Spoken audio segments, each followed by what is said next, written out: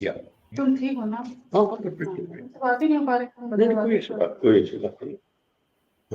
Greetings to the esteemed guest and the audience. Myself, Prashanti Vinod, on behalf of Academy of Life Skills Based Education for Human Excellence, in association with Sri Krishna Sweets, welcome you to the 11th session of Understanding Swami Vivekananda. We are commemorating 125 years of Swamiji's return to India after a momentous speech in Chicago. And this series involves conversation session with inspired personalities from various walks of life to inspire the youth of today and together build a resurgent India. We had Dr. Vavesu sir, Dr. Rupa Gunaseelan, Dr. Varagunan from Canada, Lieutenant Eason sir, and in our previous session we also had Shivarishi sir. And today, on our 11th episode, we have Shri Satish Kumar Dogra sir. He is a recipient of the President's Medal for Meritorious Service and President's Medal for Distinguished Service. Apart from TNFRS, during his 3-decade long career, he held various positions related to law and order, crime detection, prosecution, prisons, and administration. At retirement, he had reached the highest rank in the Indian Police Service, namely Director General of Police. His last assignment was the Director of Vigilance and Anti-Corruption in the state of Tamil Nadu. Dograji is a great Sanskrit scholar and trainer for UPSC aspirants, and he speaks Tamil very fluently too. And he's also doing a research in Kamba Ramayanam. Thank you so much, sir. உங்களோட busy schedule இன்னைக்கு வந்தது. We are all so glad to have you today and looking forward for this session. My pleasure. My pleasure, absolutely. Yeah. Yes, sir. Thank you. So today we are also associating with the students of Kongunadu Arts and Science College who have come up with a lot of questions to ask you and interact you. But before that, we would also like to thank Murli sir who is here. Thank you so much, Murli sir. Over the review, you are encouraging us to do more and more.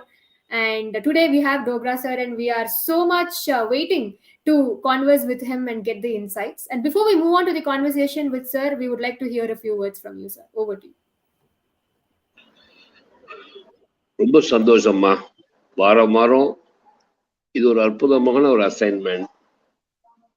ஒவ்வொரு வாரமும் ஒரு பெரியவங்களை கூப்பிட்டு நம்ம குழந்தைகளோட பகிர்ந்துக்கிறதுங்கிறது ஒரு பெரிய சந்தோஷமான ஒரு விஷயம். அதுவும் சுவாமி விவேகானந்தரை பத்தி நீங்க ஷேர் பண்ணிக்கிறது, இந்த இனிஷியேட்டிவ் எடுத்து இதுக்கு பின்னாடி எவ்வளவு பேக்ல ஒர்க்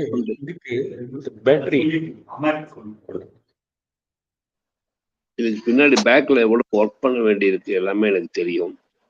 நீ உங்க மதர் பூர்ணிமால எவ்வளவு ஒர்க் பண்ணி இந்த பியூட்டிஃபுல்லா ஆர்கனைஸ் பண்ணிட்டு இருக்கீங்க. Thank you very much. Thank you sir, thank you Dogra sir. நீங்க வந்து கலந்துக்கிறது எங்களுக்கு ரொம்ப பெருமை. ஏன்னா இன்னைக்கு குழந்தைகளுக்கு நிறைய டேக் அவே கிடைக்க போகுது உங்களால. அவங்களோட லைஃப்ல ஒரு மேபி நிறைய டேர்னிங் பாயிண்டா அது மாறத்துக்கு சான்சஸ் இருக்கு. ரொம்ப சந்தோஷம் சார் நீங்க வந்து கலந்துக்கிறது. ஏன்னா விவேகானந்தர் 2 விஷயம் அழகா சொல்லுவார். உங்களால யாருக்கும் உதவி செய்ய முடியாது, மாறாக சேவை தான் செய்ய முடியும் அப்படின்பார். Service itself great things you done to the society. எவ்வளவு பேத்துக்கு சர்வீஸ் பண்ணிருக்கேன் உங்க கேரியர்ல. ரொம்ப பெருமைப்படக்கூடிய ஒரு மாமனிதர் சார் நீங்க. உங்களோட கலந்துக்கிறது ரொம்ப பெரிய பெருமை. வாரம் வாரம் என்னோட ஒரு 2 வார்த்தை இருக்கும். இந்த வார்த்தை, இந்த ட்ரிப்பு நான் என்ன ஃபீல் பண்ண, இந்த ஸ்னேகமஸ் கலா சொன்னேன் கலா.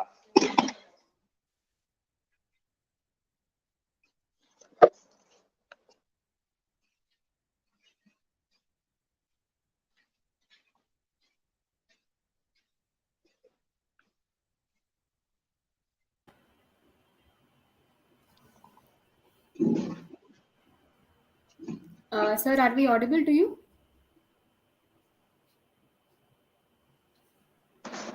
Sorry, ma.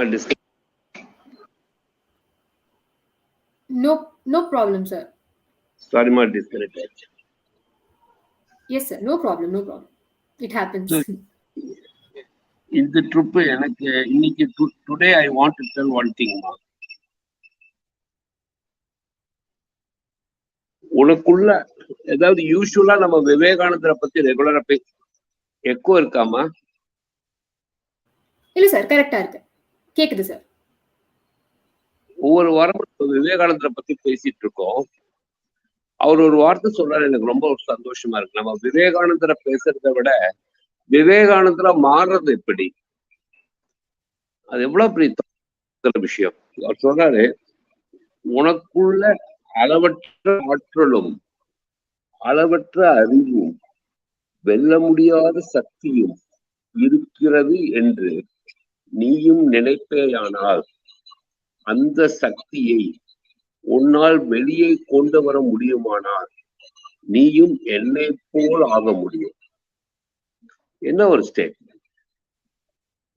சோ இதுதான் நான் ரெகுலரா சொல்றது. நம்ம மயிலாப்பூர் கோவிலுக்குள்ள போனோம்னா 3 விஷயம் அங்க இருக்கு. ஒண்ணு, நேரா சுவாமி விவேகானந்தர் கிட்ட போனோம்னா அவர்கிட்ட ஆற்றல் என்னன்னு மெடிடேட் பண்ணி ரிசீவ் பண்ணிக்கலாம். அதுக்கு அடுத்தது விஸ்டம் வேணும்னா பக்கத்துல ராமகிருஷ்ண கடவுள்கிட்ட உட்கார்ந்து ரிசீவ் பண்ணிக்கலாம். அதுக்கப்புறம் யூ வாண்ட் எனர்ஜி, சக்தி வேணும்னா அதுக்கப்புறம் அம்மாட்ட உட்கார்ந்து சக்தி ரிசீவ் பண்ணிக்கலாம். இது 3 ஒன்னால வெளியே கொண்டு வர முடியுமா? நீ என்ன போல ஆகலாமே. இவ்வளவு சிம்பிளா இது நம்மளை உள்ள நோக்கி டிராவல் பண்றதுக்கு இவ்வளவு அழகா சொல்லி கொடுத்துருக்க. அவரே இன்னொன்னு சொல்றாரு, முதலில் உங்களை நீங்கள் கைப்பற்றுங்கள், பிறகு அந்த ஒட்டுமொத்தமான பிரபஞ்சமும் உங்களுடையதாக மாறும். அகபிரம்மாம்சி. சுவாமி விவேகானந்தா எவ்வளவு பெரிய விஷயங்களை சாதாரணமா நம்மள மாதிரி ஆட்களுக்கு புரியறதுக்கு சொல்லி கொடுத்துட்டு போறாரு. இதுக்கு நம்ம நம்மளை ஊக்குவிக்கிறதுக்கும் இந்த வகையில நடத்துறதுக்கும் எவ்வளவு சிஷ்யமாரோட உருவாக்கி இருக்காரு. இப்ப நம்ம மடத்துக்கு போயிட்டா எவ்வளவு சிஷ்யமார்கள் எவ்வளவு ஆசையா நம்ம அந்த நிலையை கொண்டு போறதுக்கு நம்ம ஒரு பிரிட்ஜ் மாதிரி இருக்காங்க. நம்ம எத்தனை சிஷ்யமார்கிட்ட போய் உட்காந்து சப்ஜெக்ட் பேசினா நமக்கு எவ்வளவு மோட்டிவேட் பண்றாங்க, எவ்வளவு தூரம் நம்மளை நெக்ஸ்ட் லெவலுக்கு கொண்டு போறாங்க. ஸோ ரொம்ப பெருமைமா. இன்னைக்கு இருக்கிற இந்த கிளாஸ்ல இருந்து டெஃபினட்டா கொங்கு நாடு ஆர்ட்ஸ் காலேஜ்ல குழந்தைகளுக்கு நிறைய டேக்அவே இருக்கும். வாழ்த்துக்கள். ரொம்ப சந்தோஷம் சார். டோரா சார், நீங்க வந்து எனக்கு ரொம்ப பெருமை. ரொம்ப சந்தோஷம் sir. Thank you. Thank you so much, Murli sir. And now we move on to the conversation. But adukku munadi, Dogra sir, once again thank you so much for joining us. And unga kitta irundha sila vaarthaigal before we move on to the conversation with the students. Okay. நான் என்னுடைய பயணத்தை பற்றி சொல்கிறேன். என்னுடைய பிறந்திடம் பஞ்சாப் மாநிலத்திலே உள்ள ஒரு சிறிய ஊரு, தாரிவால் என்று பெயரு. ஸோ அந்த ஊரில் பிறந்து 1953 டிசம்பர் 1953 நான் பிறந்தேன். அதன் பிறகு ஒரு டிஏவி ஸ்கூல்ல என்னுடைய பள்ளிக்கூட கல்வி நடந்தது. எதுக்காக சொல்கிறேன் என்றால், இந்த மாதிரி சில இன்ஃப்ளூயன்சஸ் உங்களுடைய வாழ்க்கையை அமைப்பதற்கான மிக முக்கியமான பங்கு கொள்கின்றன. ஸோ ஒரு டிஏவி ஸ்கூல்ல நான் படித்த காரணத்தினால் அந்த ஸ்கூல்ல இருக்கிற டீச்சர்ஸ், அதனுடைய நிர்வாகம், அவர்கள் எங்களுக்கு நல்ல இது கொடுத்தார்கள். ஒரு ரிலீஜியஸ், ஒரு ஆன்மீக ஓரியன்டேஷன் கொடுத்தார்கள். அந்த ஸ்கூலுக்கு பக்கத்துல ஒரு ஒரு ஒரு பெரிய ஒரு ஹால் இருந்தது. அந்த ஹால்ல ஒவ்வொரு சண்டே அன்னைக்கு ஒரு பிரவச்சனம் நடக்கும், சொற்பொழிவு நடக்கும். அந்த சொற்பொழிவுல நாங்கள் நல்ல கற்றுக்கொண்டு வருவோம். அதே போல அதே என்னுடைய வாழ்க்கையினுடைய தருணத்துல எங்களுடைய வீட்டு பக்கத்துல ஒரு மைதானத்தில் RSS ஷாகா தினமும் 6 மணிக்கு ஆரம்பித்து அங்கே நடைபெறும். ஸோ அங்கேயும் எங்களுக்கு எங்களுடைய உடல் நலத்தை பற்றி, எங்களுடைய கேரக்டர் பற்றி, எங்களுடைய வாழ்க்கையில எங்களுடைய முன்னேற்றத்தை பற்றி பலவிதமான அவர்கள் எண்ணங்களை சொல்வார்கள். எங்களுக்கு நிறைய அட்வைஸ் கொடுப்பார்கள். ஸோ அந்த மாதிரி இன்ஃப்ளூயன்சஸ்ல என்னுடைய வாழ்க்கை ஆரம்பித்தது. பிறகு நான் காலேஜுக்கு போகும்போது, அதாவது அந்த அந்த நேரத்தில், அந்த காலத்தில் இந்த +1 +2 கிடையாது. 10th ஸ்டாண்டர்டு தான் இருக்கும். அந்த 10th ஸ்டாண்டர்டுக்கு மெட்ரிகுலேஷன் என்ற பெயர். மெட்ரிகுலேஷன் எக்ஸாமினேஷன் ஒரு பல்கலைக்கழகத்தால் நடத்தப்படும். அவர்கள்தான் அதுக்கு சான்றிதழும் வழங்குவார்கள். ஸோ அந்த சான்றிதழ் எனக்கு பஞ்சாப் யூனிவர்சிட்டி தான் அப்பொழுது பல்கலைக்கழகம். அவர்கள் எனக்கு சான்றிதழ் கொடுத்து அப்பொழுது நான் ஒரு கல்லூரிக்கு சென்றேன். கல்லூரிக்கு சென்ற பிறகு என்னுடைய அப்பா, என்னுடைய பிரதர் எல்லோரும் என்ன சொன்னார்கள், இப்பொழுது நீ ஒரு சின்ன பையனாக இல்லை, இப்பொழுது நீ ஒரு இளைஞராகிவிட்டாய். ஸோ இப்பொழுது நீ நிறைய புத்தகங்களை படிக்க வேண்டும் என்று அவர் சொன்னார். நானும் லைப்ரரிக்கு போனேன். அங்கே புத்தகங்களை பார்க்கும்போது ஒரு புத்தகம் எனக்கு சமாதி என்ற ஒரு புத்தகம், சுமார் 500 பக்கங்கள் கொண்ட ஒரு புத்தகம் எனக்கு கிடைத்தது. ஸோ அந்த புத்தகத்தை நான் ஒரு நாவல் படித்தது போலவே படித்தேன். ரொம்ப ரொம்ப எளிமையான முறையில் மிகவும் ஒரு பயனுள்ள புத்தகம் அது. அந்த புத்தகம் என்னுடைய வாழ்க்கையினுடைய திசையை முழுமையாகவே மாற்றியமைத்தது. அன்று நான் 16 வயதில் 1969ஆம் ஆண்டில் நான் ஆரம்பித்தது. இன்றும் கூட, இப்போ எத்தனையோ ஆண்டுகள் ஆகிவிட்டன. இந்த பீரியட்ல அந்த மெடிடேஷன் டெக்னிக்ஸ்க்கு நிறைய ஆராய்ச்சிகள் நானே செய்து, அந்த மெடிடேஷன் டெக்னிக்ஸ் நான் மிக மிக பயனுள்ள முறையில் பயன்படுத்தி வருகிறேன். தமிழ்நாட்டுக்கு வந்தது எனக்கு ஒரு மிகப்பெரிய மாற்றம். ஏனென்றால் தமிழ்நாட்டில் சக்தி வாய்ந்த கோயில்கள் இருக்கின்றன.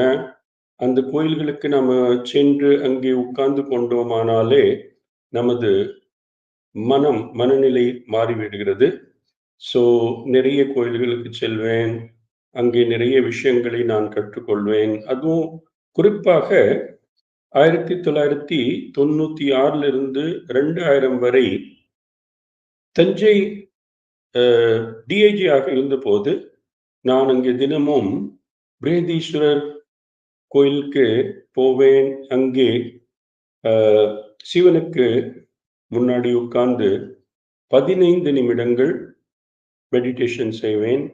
ஸோ அதெல்லாமே என்னுடைய வாழ்க்கையை பெரிதும் நிர்ணயித்தன, என்னுடைய ஸ்டைலை பெரிதும் நிர்ணயித்தன. ஸோ அந்த மாதிரி என்னுடைய வாழ்க்கை பயணம். அந்த வாழ்க்கை பயணத்துல நாம தனித்தனியா பிரித்து இவ்வளவு ஆன்மீகம், இவ்வளவு நம்மளுடைய ப்ரோக்ரஸ் ஒரு வாழ்க்கையில முன்னேற்றம், அதெல்லாம் நாம பிரித்து பார்க்க முடியாது, பார்க்கவும் கூடாது. எல்லாமே ஒரே மாதிரி போக வேண்டும். This is all part of a flow. நான் கன்னியாகுமரியில எஸ்பியா இருந்ததப்போ அங்கே விவேகானந்த கேந்திரா இருந்தது. அந்த விவேகானந்த கேந்திராவுக்கு நான் அடிக்கடி போவேன். அங்கே சில பேர் இருந்தார்கள்.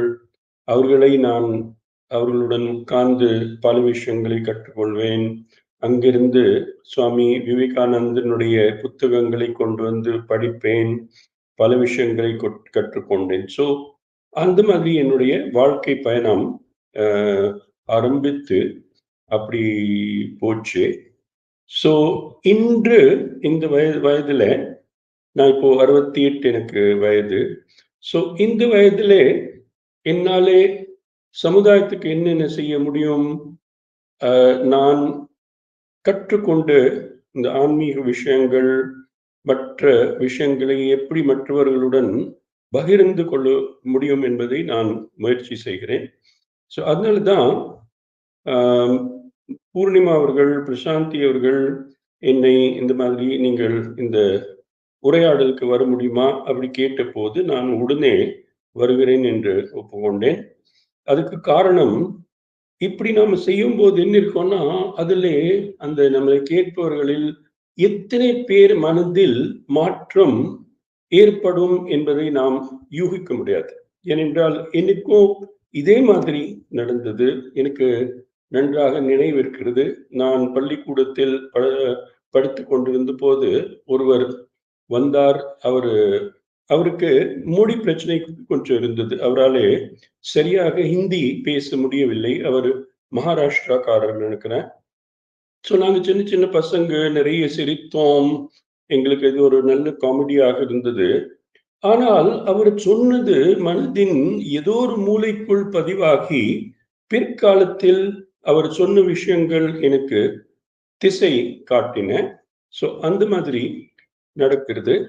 ஸோ அதே முறையில் இன்று நீங்கள் என்னை அழைத்தது எனக்கு மிகவும் சந்தோஷமாக இருக்கிறது. ஸோ ரொம்ப ரொம்ப மகிழ்ச்சி. Thank you so much, sir. That noble thought, right from your childhood, நீங்க பாத்தீங்கன்னா from Punjab இப்போ வரைக்கும் அந்த ஒரு சத்சங்லே வந்து the spiritual inclination has been so deep and it has been in a flow state. So அதை கேட்கறதே ரொம்ப இன்ட்ரெஸ்டிங்காக இருக்குது, ரொம்ப இன்ஸ்பைரிங்காகவும் இருக்குது. Like how you've been in that same flow state till now. So thank you so much, sir. In fact, we should thank you for joining us in today's session. And now we are moving on to the conversation with the students. The very first student is Artika from Kongunadu Arts and Science College. Yes, Artika, you can ask your question. Good evening, sir. Good evening. Good evening. Prashanti, one question I have. என்னுடைய 1 minute, Prashanti, என்னுடைய இதில் லேப்டாப்ல என்னுடைய image it is frozen. So is it visible in other computers? Is it visible to you? Yes, sir, it is visible. There? It is perfect here. Fine. Okay, great. Okay. Yes, Karthik, please tell. Sir, உங்க ஆன்மீக பயணத்துல சுவாமி விவேகானந்தரோட influence எப்படி இருந்தது? Okay. உங்களுடைய கேள்விக்கு நான் சற்று வித்தியாசமான ஒரு பதில் கொடுக்கிறேன். என்ன பதில் கொடுக்கிறேன்னா, first thing is there is a word that all of you must try to learn.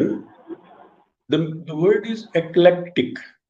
So நீங்கள் டிக்ஷனரியில எக்லெக்டிக் என்ற வார்த்தை உங்களுக்கு தெரியாமல் இருந்தால் அதனுடைய அர்த்தத்தை நீங்கள் பார்க்க வேண்டும். Eclectic means, eclectic approach is that நீங்கள் ஒரு குறிப்பிட்ட இது that is நான் இப்படிதான் இருப்பேன், இந்த கொள்கையை தான் நான் பின்பற்றுவேன், அப்படி ரிஜிடாக இருப்பதற்கு பதிலாக எங்கே உங்களுக்கு என்னென்ன பயனுள்ளதாக கிடைக்கிறதோ, எது உங்களுடைய மனதை நேர்மறையாக பாதிக்கிறதோ அதை நீங்கள் உங்களுடைய உங்களுடைய திங்கிங்ல, உங்களுடைய மனவியலில் நீங்கள் அதை இணைக்க வேண்டும். That is the eclectic approach. So என்னை பொறுத்தவரையில நான் பல புத்தகங்கள், பல மகான்கள், பல நண்பர்கள், ஈவன் என்னுடைய மூத்த அதிகாரிகள் கூட, என் கூட பணி செய்பவர்கள் கூட, சில நேரங்கள் எப்படி இருக்கோம்னா, நமக்கு கீழே ஒரு கான்ஸ்டபிள் ஒர்க் பண்ணுவாரு. பட் அந்த கான்ஸ்டபிளுக்கு சில குணங்கள் இருக்கும், அதுல இருந்து நாம சில விஷயங்களை கற்றுக்கொள்கிறோம். ஸோ நான் அந்த மாதிரி ஒரு பிரித்து இது நான் அவர்கிட்ட இருந்து கற்றுக்கொண்டேன், இது இவர்கிட்ட இருந்து கற்றுக்கொண்டேன், அப்படி இது நம்ம கற்றுக்கொள்ளலாமா வேண்டாமா, இது நம்மளுடைய கொள்கைக்கு மாறாக இருக்குமோ, அப்படி நான் செய்வதில்லை. ஸோ கண்டிப்பாக சுவாமி விவேகானந்தானுடைய இன்ஃப்ளூயன்ஸ், அவருடைய சிந்தனை என்னை பெரிதும் பாதித்திருக்கிறது. எப்படி பாதித்திருக்கிறதுனா, சுவாமி விவேகானந்தானுடைய சிந்தனையிலே ஒரு சென்ட்ரல் பாயிண்ட் என்ன? That is you should not be rigid.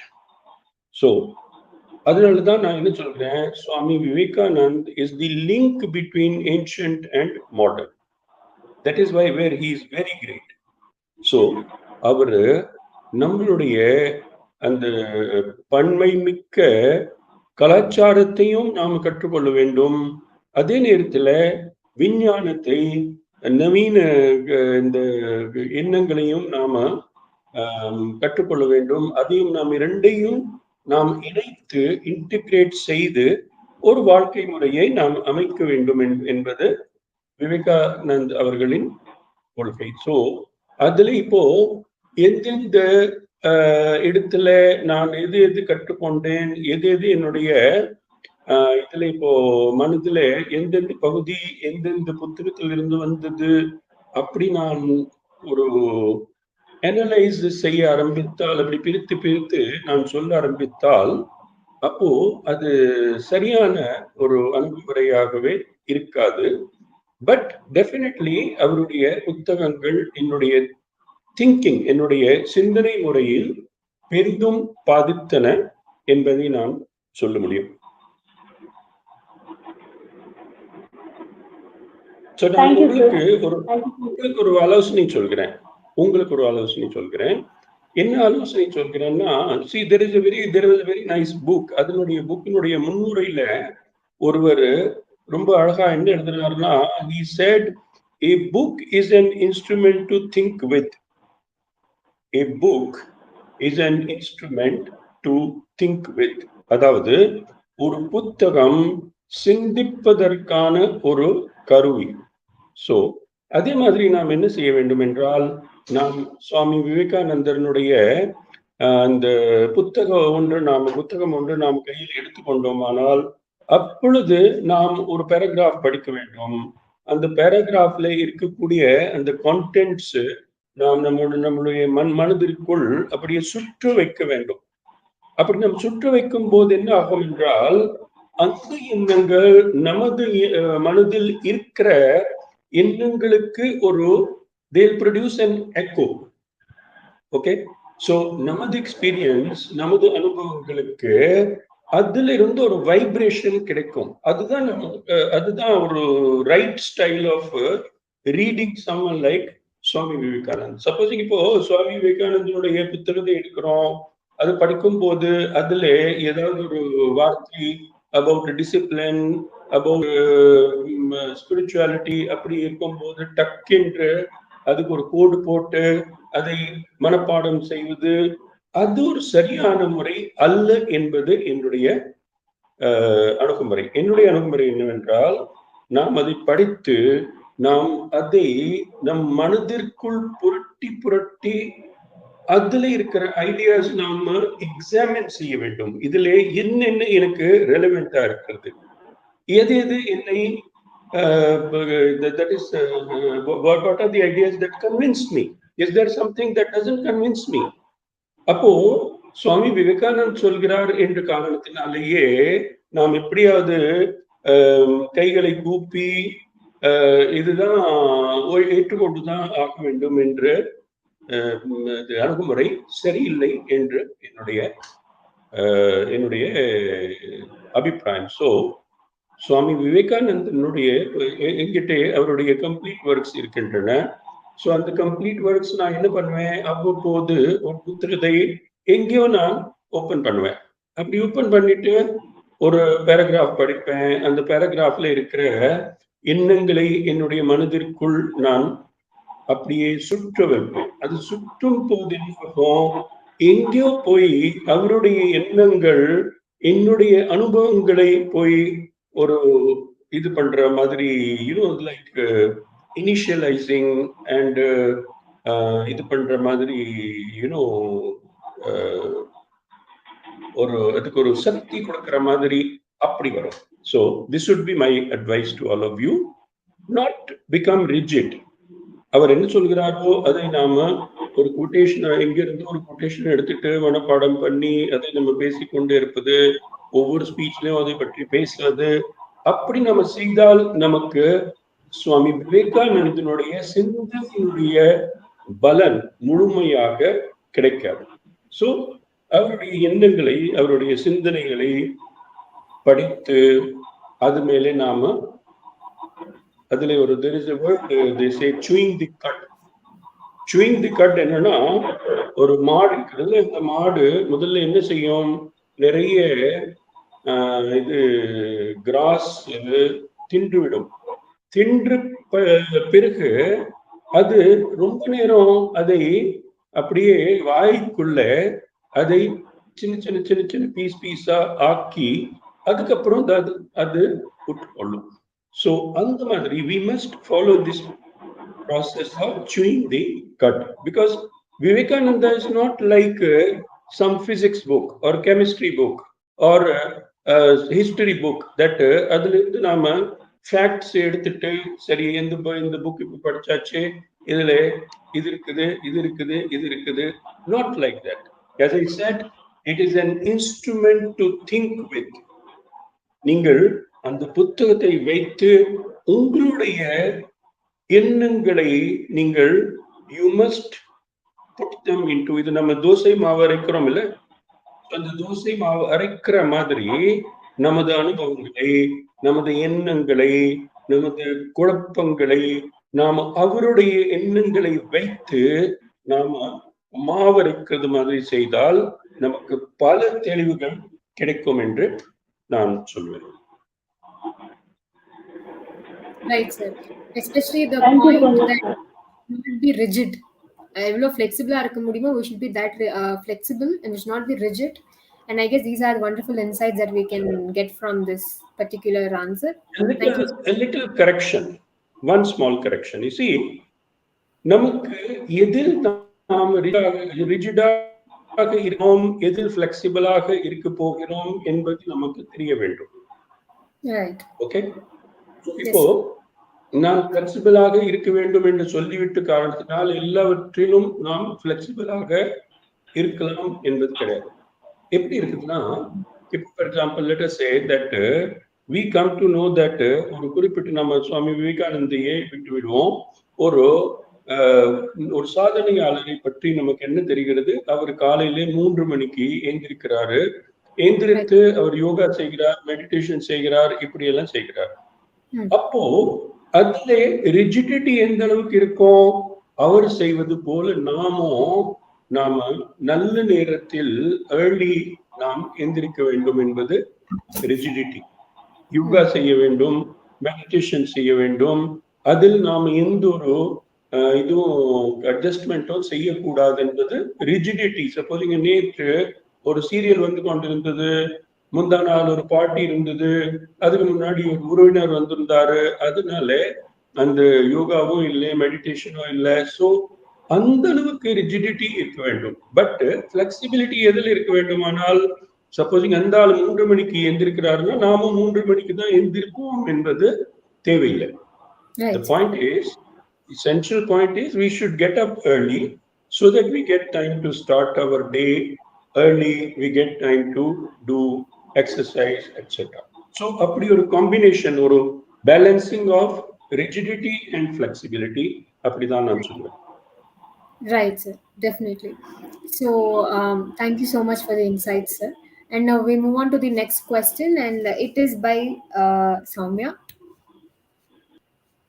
Yes, Soumya, please speak.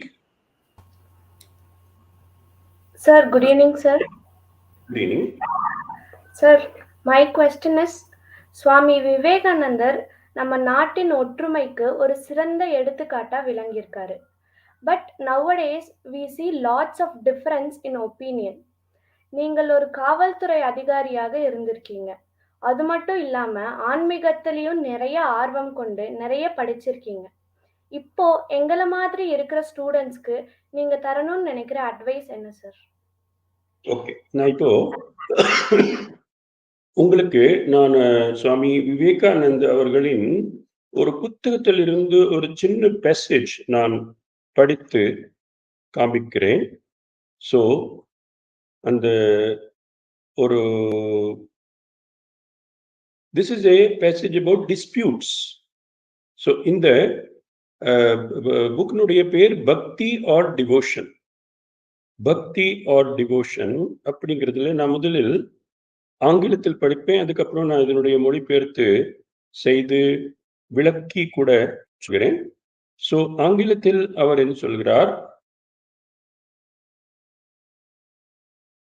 He says, when a jar is being filled with water, it makes a noise, but when it is full, there is no noise.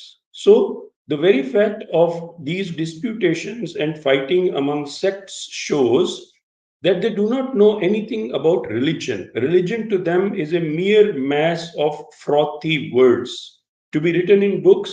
Each one hurries to write a big book to make it as massive as possible, stealing his material from every book he can lay his hands upon, and never acknowledging his indebtedness. Then he launches this book upon the world, adding to the disturbance that is already existing there. So அவர் சொல்வது மிக மிக முக்கியமானது. என்ன சொல்கிறார்னா, that is அஞ்ஞானிகள் சண்டை போடுவார்கள், ஞானிகள் சண்டை போட மாட்டார்கள். ஸோ நம்முடைய உலகத்தில் சப்போஸிங்க நிறைய டிஸ்பியூட்ஸ் இருக்கின்றன, நிறைய சண்டைகள் நடக்கின்றன என்று சொன்னால் அதற்கு காரணம் ஞானம் இல்லை, அறிவின் குறைவு. அதுதான் அதுக்கு காரணம். ஸோ அஞ்ஞானத்தினாலே இதெல்லாம் நடக்கிறது என்றால் அப்போ அதுக்கு தீர்வு என்ன இருக்கும்? ஞானத்தை நாம் பரப்ப வேண்டும். நல்ல கல்வி, நல்ல இப்போ இந்த இது நடந்து கொண்டிருக்கிறது, இந்த ஒரு இன்டராக்ஷன் நடந்து கொண்டிருக்கிறது. ஸோ இந்த மாதிரி இன்டராக்ஷன்ஸ் நடக்கும் போது என்ன ஆகும்னா, அதான் நான் உங்களுக்கு திரும்ப திரும்ப சொல்கிறேன், நம்மளுடைய இந்த மாதிரி இன்டராக்ஷன்ஸ்ல இட் ஷுட் அது சிந்தனையை தூண்ட வேண்டும். அன்பார்ச்சுனேட்லி என்ன ஆகுதுன்னா, ஒரு ஸ்கூல்ல ஒரு ஃபங்க்ஷன் நடக்கும், அந்த ஸ்கூல்ல ஒருவர் வருவாரு, நல்ல விஷயங்கள் எல்லாம் பேசிவிட்டு போயிடுவாரு. ஆனால் அந்த ஸ்டூடெண்ட்ஸுடைய சிந்தனையை அவர் தூண்டுகிறாரா என்பது ரொம்ப ரொம்ப முக்கியம். ஸோ இப்போ ஃபார் எக்ஸாம்பிள் நான் ட்ரைனிங் பயிற்சி கண்டக்ட் செய்கிறேன். ஸோ அந்த பயிற்சி கண்டக்ட் செய்யும் போது நான் என்ன பண்ணுவேன்னா, இப்போ இந்த சிவில் சர்வீஸ் கேண்டிடேட்ஸ் அவர்களுக்கு இப்போ இந்த இன்டர்வியூ நடந்து கொண்டிருக்கிறது. ஸோ நான் யாருக்கு இன்டர்வியூல ஒரு மாக் இன்டர்வியூ சேர்மேனா யாருக்கு இருந்திருக்கிறேனோ அவர்களுக்கு நான் என்ன சொல்வேன்னா, இப்போ அந்த மாக் இன்டர்வியூக்கு பிறகு நீங்கள் 2 நாளுக்கு ஒரு முறை, 3 நாளுக்கு ஒரு முறை என்னை நீங்கள் தொடர்பு கொள்ள வேண்டும். ஸோ இன்று கூட காலையில் ஒருவர் என்னை தொடர்பு கொண்டார். ஸோ அப்படி நான் இன்ஃபேக்ட் இப்போ ஒரு கேர்ள் என்னை தொடர்பு கொண்டிருக்க வேண்டி இருந்தது. அவருக்கு நான் இந்த மாதிரி இன்னைக்கு பிஸியா இருக்கிறேன் என்று சொன்னேன். ஸோ என்ன ஆகும், இந்த மாதிரி நான் அவர்களுக்கு பயிற்சி கொடுக்கும் போது நான் அவர்களுக்கு எதுவுமே சொல்லி கொடுக்க மாட்டேன். நான் என்ன செய்வேன்னா, கேள்விகள் கேட்டு அவர்களை சிந்திக்க தூண்டுவேன். சப்போஸ் இப்போ ஃபார் எக்ஸாம்பிள் இது நீங்கள் கேட்க சொல்கிறீர்கள், தட் இஸ் நாட்டில் இந்த இன்டிகிரேஷன், நேஷனல் இன்டிகிரேஷன், ஒற்றுமையின்மை அப்படி நாம பேசுகிறோமே. ஸோ ஒற்றுமை இன்மையை பற்றி நாம பெரிய பெரிய வார்த்தைகள் எல்லாம் பேசி பெரிய இது வெரி மோட்டிவேட்டிங் ஸ்பீச்சஸ் கொடுத்தால் அப்பொழுது it may not have an effect. So அதுக்கு நாம் என்ன செய்ய வேண்டும், இப்போ இருக்கிற உலகத்துல எப்படிப்பட்ட சூழ்நிலை இருக்கிறது? சைனா வளர்ந்து கொண்டிருக்கிறது, யுக்ரைன்ல ஒரு போர் நடக்குது, அதனுடைய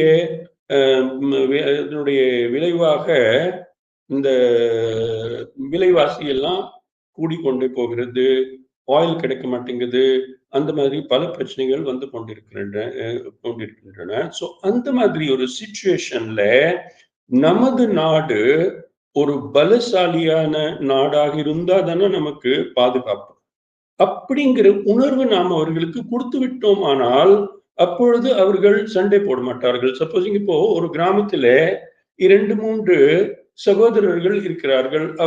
அவர்களுக்குள் ஏகப்பட்ட பாலிடிக்ஸ் நடக்கும். அவர்களுக்குள்ள சண்டை போடுவார்கள். அந்த இது நான் தான் வயல்ல ஃபுல்லாவே நான் பணி செய்தேன், எதையும் எடுத்து போய்விட்டாய் என்று ஒருவர் கேட்பார், ஒருவர் சொல்வார், இன்னொருவர் ஏதாவது சொல்வார். அவர்களுக்குள்ளே சண்டை நடக்கும். சப்போஸிங்க இப்போ நீங்கள் உங்களுக்குள்ள சண்டை போடுறதுனால பக்கத்து கிராமத்துல இருக்கிறவர் ஒருவர் உங்களுடைய இந்த வயலை வாங்கலாம் என்று தயாராகி கொண்டிருக்கிறார் அப்படிங்கிறது நம்ம அவர்களை நாம் உணர வைத்து விட்டோமானால் அவர்களுடைய சண்டை ஆட்டோமேட்டிக்காவே அடங்கிவிடும். சோ நாம் செய்ய வேண்டியது என்னவென்றால், இப்போ இந்த நேஷனல் இன்டெகிரேஷன் பிரச்சனைக்கு நாம் பெரிய பெரிய டயலாக்ஸ் பேசுறது, நாம கொட்டேஷன்ஸ் கொடுக்கறது, பெரிய பெரிய ஸ்பீச்சஸ் கொடுக்கறது, அதனால ஒருவேளை இதுக்கு ஒரு தீர்வு வராமல் இருக்கலாம். எப்படி தீர்வு வரும்? ஃபார் எக்ஸாம்பிள், ஒரு டீச்சர் இருக்காரு. அந்த டீச்சர் என்ன செய்ய வேண்டுமானால், அவருக்கு நேரம் கிடைக்கும் போது அவருடைய ஸ்டூடெண்ட்ஸை சிந்திக்க தூண்ட வேண்டும். அவர்களுக்கு ஒரு சிச்சுவேஷன் கொடுக்கலாம். சப்போஸிங் அவர்களுக்கு ஒரு சிச்சுவேஷன் கொடுத்து, சப்போஸிங்க 2023ல சைனா இந்தியா மீது ஒரு தாக்குதல் நடத்துகிறது. அப்பொழுது என்னென்ன பிரச்சனைகள் நம்ம நாடுக்கு வரக்கூடும் அப்படி நம்ம சொல்லும் போது அவர்கள் சிந்திக்க ஆரம்பிப்பார்கள். அப்போ சிந்திக்க ஆரம்பிக்கும் போது அவர்களுக்கு தானாகவே அவர்களுடைய மனதில நாம் ஒற்றுமையாக இருந்தால்தான் இந்த மாதிரி ஒரு நிலையை நாம் சமாளிக்க முடியும் என்ற எண்ணம் நீங்கள் அவர்களுக்கு சொல்லாமலேயே வந்துவிடும். சோ என்னுடைய ஐடியா என்னன்னா, அந்த எண்ணம் உள்ள இருந்து வரும்போது அதுக்கு சக்தி இருக்கும், அதுக்கு ஒரு பலம் இருக்கும். நாம் வெளியில இருந்து ஒரு எண்ணம் கொடுக்கும் போது அதுக்கு சக்தி இருக்காது. ஃபார் எக்ஸாம்பிள், இப்போ இதுக்கு ஒரு பேரலல் எக்ஸாம்பிள் என்ன சொல்கிறேன். ஃபார் எக்ஸாம்பிள், பேரண்ட்ஸ் என்ன செய்கிறார்கள்? தம்பிக்கு டெய்லி படிப்பா, நீ வாழ்க்கையில முன்னேற வேண்டும் அப்படியெல்லாம் அவர்கள் சொல்லி கொண்டே இருப்பார்கள். அவரும் ஆமா ஆமா என்று சொல்லி சொல்லி சொல்லி சொல்லி அப்படியே அதே நிலையிலே அவர் இருப்பார். சப்போஸிங்க நாம் அவரை உட்கார வைத்து அவரை சிந்திக்க தூண்டுகிறோம். சரி தம்பி சொல்லு, இப்போ இன்றைக்கு நீ இங்க இருக்கிற, 10 வருடங்கள் கழித்து உன்னுடைய வாழ்க்கை எப்படி இருக்கும் அப்படி நாம அவரை கேட்கிறோம். சரி, ஒரு கதையே எழுதி கொடு. 10 வருடம் கழித்து, தட் இஸ் 2032ல நான் காலையிலே எந்திரித்தேன், நான் இப்படி செய்தேன் அப்படி செய்தேன்னு ஒரு கதையை எழுதி கொடு அப்படின்னு அவருக்கு சொல்லும் போது என்ன ஆகும்? அவருடைய மனதில் அந்த எண்ணங்கள் தானாகவே வரும். அப்போ அவரு யோசிக்க ஆரம்பிப்பாரு, ஓ மை காட், அப்போ 2032ல நான் தான் எனக்கு எல்லாவற்றையும் ஏற்பாடு செய்ய வேண்டி வருமா? ஏன்னா அதுக்குள்ள என்னுடைய அப்பா தான் ரிட்டையர்ட் ஆகி விடுவாரு. சோ அதுக்கு நாம் என்ன செய்ய போகிறோம் என்று அவருடைய சிந்தனையை நாம் தூண்டிவிட்டோம் என்றால் உள்ள இருந்து சொல்யூஷன் வரும். வெளியிலிருந்து நாம திணிக்கிற solution, it's something useless. So இது நாம இப்போ supposing for example exercise, health maintenance என்ன ஆகுதுன்னா, இப்போ அப்பா அம்மா அவர்கள் யோகா செய்ய மாட்டார்கள், எக்ஸசைஸ் செய்ய மாட்டார்கள். ஆனா தம்பிக்கு மட்டும், அந்த பொண்ணுக்கு மட்டும் எக்ஸசைஸ் பண்ண, யோகா பண்ணு அப்படியெல்லாம் சொல்லி கொண்டு இருப்பார்கள். அவர்கள் செய்வார்களா? செய்ய மாட்டார்கள். சப்போஸிங்க இவர்களே காலையிலே எழுந்திரித்து எக்ஸசைஸ் செய்ய ஆரம்பிக்கிறார்கள், கூடவே அவர்களையும் உட்கார வைக்கிறார்கள்னா ஆட்டோமேட்டிக்காவே அது ஆரம்பித்து விடும். So this is how, what I'm saying is, let us make the person, let the motivation come from within. ஏனென்றால் வெளியிலிருந்து வர motivation, it is like an injection. நாம சப்போஸ் நமக்கு ஃபீவர் இருக்குது, நாம் இன்ஜெக்ஷன் போடுகிறோம், ஃபீவர் சரியாகி விடுகிறது. ஆனால் உள்ளுக்குள்ள நமக்கு சக்தி இல்லையானால் மறுபடியும் அந்த ஃபீவர் வந்துவிடும். அதனால பண்ண வேண்டியது உள்ளே அந்த சக்தி வர வேண்டும், உள்ள இருந்து அந்த மோட்டிவேஷன் வர வேண்டும். வெளியில இருந்து எது வரைக்கும் நம்ம மோட்டிவேஷன் கொடுத்து கொண்டே இருப்போம். So that is where, parents, teachers, they can use these techniques to make the children think. I hope this answers the question. Soumya? Yes, sir. Thank you so much, sir. I got a clear. Very good, very good, very good, very good. Yes, sir. Thank you, Soumya. Thank you so much, sir. We learned a lot about this manifestation of our inner potentiality. எப்படி நம்ம உள்ளே இருந்தே அதை வந்து we can manifest ourselves and get into the flow state அப்படின்றது ரொம்ப நல்லா we got the insight. And next we have the question from Ram Kumar. Yes, Ram Kumar. Yeah, good morning. Yes, Ram Kumar, உங்க question நீங்க கேட்கலாம். Good evening, sir. Sir, நானும் என்னோட ஃப்ரெண்டும் பேசிட்டு இருக்கும்போது அவர் ஒரு விஷயம் சொன்னார் சார். இந்த கண்டெம்பரரி டைம்ல நிறைய லீடர்ஸ் இருக்கும்போது நாம ஏன் சுவாமி விவேகானந்தரை ஒரு வழிகாட்டியா எடுத்துக்கணும் அப்படின்னு அவர் கேட்டார் சார்.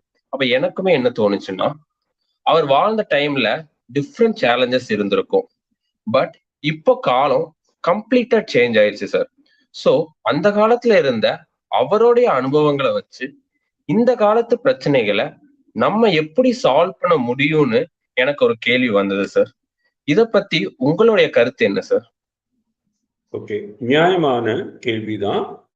ஸோ இப்போ எத்தனையோ தலைவர்கள் இருக்கிறார்கள், எத்தனையோ காட்டிகள் இருக்கிறார்கள். அப்போ அவர்களை விட்டு நாம் ஏன் நூற்றாண்டுக்கு முன்பு போய் சுவாமி விவேகானந்த அவர்களை நாம் ஏன் பின்பற்ற வேண்டும் என்பது உங்களுடைய ஒரு நியாயமான கேள்வி.